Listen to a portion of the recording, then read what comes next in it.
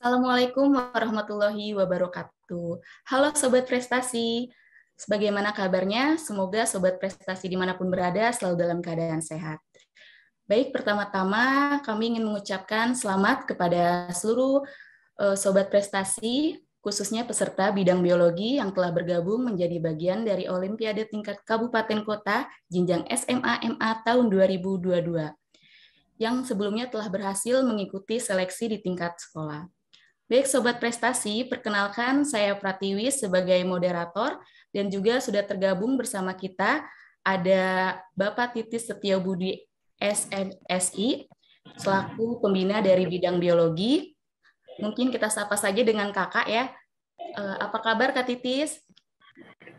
Alhamdulillah sehat dan baik Kak Pratiwi. Terima kasih sebelumnya. Alhamdulillah, semoga selalu dalam keadaan sehat ya Kak. Kita mungkin boleh izin menyapa sebentar Sobat Prestasi untuk bidang biologi terlebih dahulu, Kak. Oke. Halo semua Sobat Prestasi, perkenalkan nama saya Titis Setiobudi, salah satu pembina dan juri di bidang biologi. Semangat untuk semua, semoga nanti usaha teman-teman semua, usaha Sobat Prestasi bisa mendapatkan hasil yang terbaik. Amin. Baik, setelah ini Kakak akan sedikit memberikan paparan informasi seputar OSNK dan mungkin ada sedikit tips and trick ya Kak untuk peserta OSNK khususnya bidang biologi. Baik Sobat Prestasi, langsung saja kita dengarkan dan simak baik-baik informasi yang akan disampaikan. Kepada Kak Titis, kami silahkan. Baik, terima kasih kesempatannya. Ya, jadi langsung saja mungkin ya kita dengarkan untuk paparan ini. Jadi untuk bidang biologi sebenarnya tidak banyak berubah dari tahun-tahun sebelumnya, bahkan justru masih sama. Jadi mungkin bisa next. Nah, pertama kita akan membahas mengenai aturan tes. Ya, jadi tes di bidang biologi terdiri atas 50 soal. Ya, total 50 soal, yang mana setiap soal akan istilahnya itu beranak ya, setiap soal beranak menjadi 4 pernyataan yang harus ditentukan apakah pernyataan tersebut benar atau salah. Jadi sebenarnya secara total biologi itu memiliki 200 soal, 50 kali 4. Nah, kemudian alhamdulillahnya biologi itu tidak ada sistem minus. Jadi kami sarankan dari juri kepada Sobat Prestasi untuk menjawab semua soal. Ya, jadi setiap soal yang dijawab benar, setiap pernyataan yang dijawab benar itu akan bernilai 1, sedangkan yang dijawab tidak tepat, antara itu kosong atau antara itu tidak dijawab atau memang jawabannya tidak tepat, itu nilainya 0. Oke. Nah, kemudian tadi sudah disebutkan bahwa nilai maksimumnya adalah 200 poin, 50 kali 4. Nah, kemudian ini salah satu catatan yang penting, bahwa kalkulator boleh digunakan. Ya, kalkulator boleh digunakan, tetapi hanya kalkulator tertentu saja. Nah, karena nanti kita akan menggunakan sistem dari Pusmendik, untuk setiap komputer atau PC yang digunakan itu tidak bisa memakai aplikasi lain selain aplikasi untuk tes, sehingga kalkulatornya harus kalkulator yang terpisah dari komputer. Jadi ada 2 pilihan. Yang pertama adalah kalkulator umum yang biasa digunakan sehari-hari atau kalkulator saintifik. Ya, jadi tidak boleh menggunakan kalkulator dari handphone. Ingat ya, jadi tidak boleh menggunakan kalkulator dari handphone. Nah, kemudian waktu ujian totalnya adalah 180 menit. Ya. Tips dari kami, jadi karena waktunya sebenarnya tidak terlalu banyak ya, 180 menit itu 3 jam. Terlihat lama, tetapi dengan jumlah total soal ada 200 poin, nah itu termasuk waktu yang tidak terlalu panjang. Oleh karena itu, kami sarankan untuk Sobat Prestasi semua, nanti apabila mengerjakan, selalu pantau jam. Ya, selalu pantau jam, sesuaikan jam yang ada di ruangan ataupun jam tangan yang kalian punya. Nah, kemudian apabila menjawab soal, itu pastikan di 15 atau 10 menit terakhir itu semua soal sudah terjawab. Jadi abaikan soal-soal yang menurut kalian sulit, abaikan kalau misalnya kalian sedang melakukan, sedang berpikir gitu ya. Nah, karena kalau misalnya ada soal yang dijawab benar, baik itu soal yang mudah maupun soal yang susah, itu nilainya sama. Ya, jadi lebih baik kalian menjawab semua soal dengan entah itu apakah benar atau salah, terpikirkan atau tidak, supaya semua terisi terlebih dahulu. Baru ketika masih ada waktu tersisa di 10 atau 15 menit terakhir tadi, kalian semua bisa review kembali. Itu salah satu tips yang umum yang nanti bisa meningkatkan kemungkinan sobat prestasi semua lolos ke tahap selanjutnya. Nah, kemudian informasi selanjutnya, jadi ini sebenarnya masih sama seperti tahun-tahun sebelumnya, sama seperti nanti kita akan melakukan tes di tingkat kabupaten, provinsi, nasional. Soal-soal di bidang biologi selalu memiliki proporsi yang sama, yaitu dibagi menjadi 7 bidang. Ada biologi sel molekuler sebanyak 10 soal, kemudian atau 20% ya. Kemudian ada anatomi fisiologi tumbuhan, ada 7-8 soal, atau kurang lebih 15%. Selanjutnya ada anatomi fisiologi hewan, 12-13 soal, atau 25%. Kemudian genetika evolusi, 20% atau setara dengan 10 soal. Etologi atau biologi perilaku, 2-3 soal, 5%. Ya. Ekologi, 10% atau 5 soal. Dan yang terakhir, biosistematika, 5% juga, yaitu 2-3 soal. Oke, jadi ya, itu informasi khusus untuk biologi. Ya, ini bisa next. Nah, kemudian seperti tadi yang sudah disebutkan bahwa nanti sistem tes akan menggunakan sistem dari Pusmendik. Jadi kalau untuk tahun lalu namanya Pusmenjar. Jadi sistemnya sebenarnya masih sama. Nah, kemudian seperti biasa teman-teman atau sobat prestasi akan login terlebih dahulu. Oke. Kemudian melakukan konfirmasi. Next. Nah, setelah semuanya sudah diisi dengan baik, ya, sesuai dengan informasi-informasi yang diberikan dari Puspresnas, nah, nanti sobat prestasi bisa langsung melakukan atau mengerjakan tesnya. Next. Nah, tesnya, jadi ada perbedaan dari soal dari format tahun lalu. Kalau format tahun lalu, walaupun sebenarnya sama, 50 soal, setiap soal ada 4 pernyataan.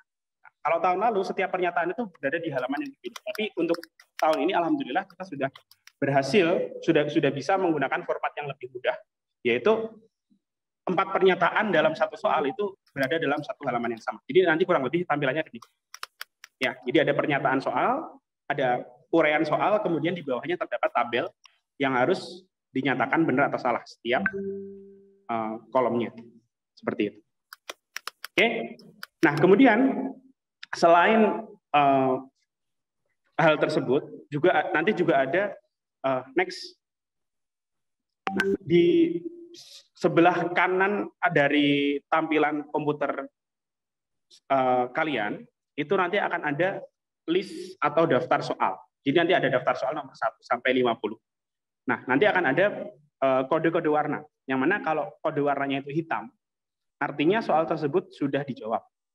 Nah, kalau misalnya sobat prestasi mengalami keraguan-raguan, salah satu soal itu bisa ditandai dengan warna kuning. Ya.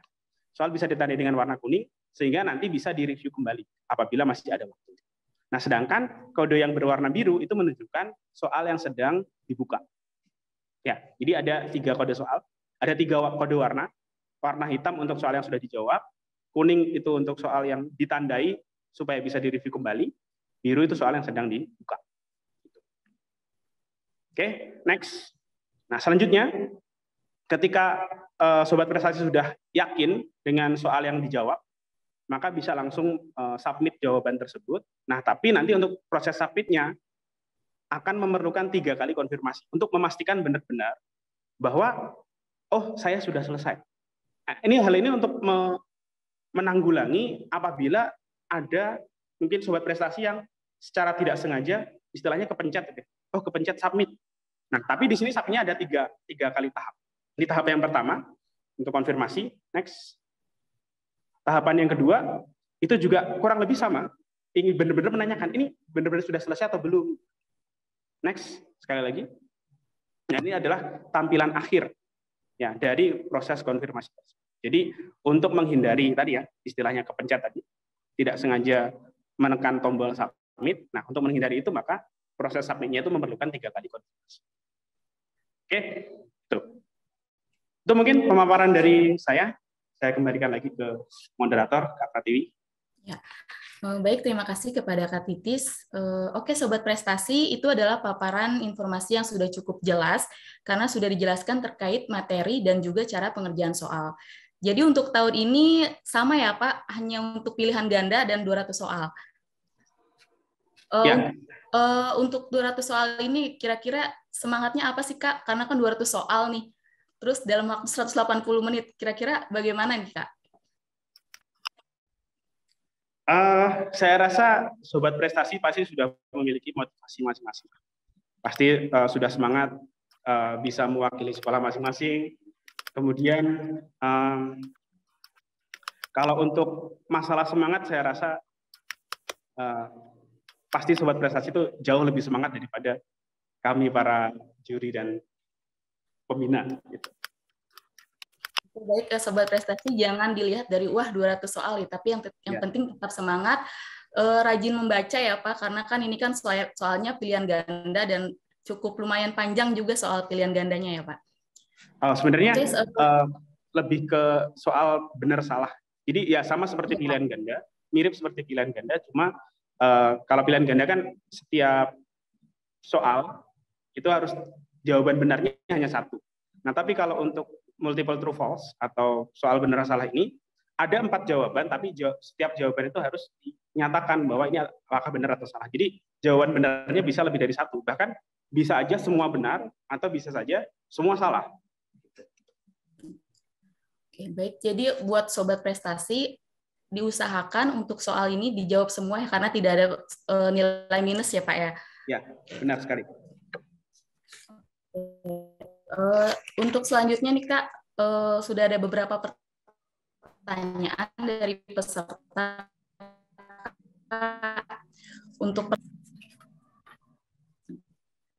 Halo Kak, untuk jadwal pelaksanaan OSNK sudah pasti tidak berubah ya Kak, karena jadwalnya dengan PAS sekolah, jamnya pun benar-benar berjalan bersamaan dengan PAS sekolah. Jadi untuk jadwalnya sudah tidak berubah ya Kak, atau gimana? Ya, insya Allah sudah tidak berubah sesuai dengan jadwal yang telah diumumkan oleh Puskesmas.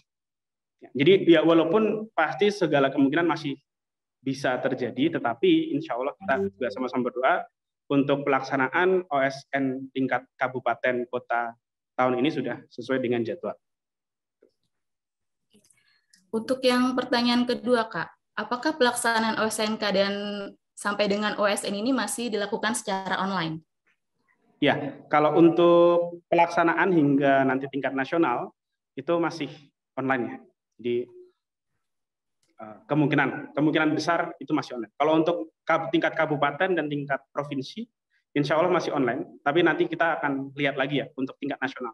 Karena saya yakin ini juga pasti Sobat Prestasi kepingin banget jalan-jalan ke tempat OSN seperti beberapa tahun yang lalu gitu ya. Jadi ya kita tetap berdoa saja. Kalau untuk format yang sekarang kemungkinan masih akan online, tapi segala kemungkinan tetap masih bisa terjadi ya. Kita sama-sama berdoa aja.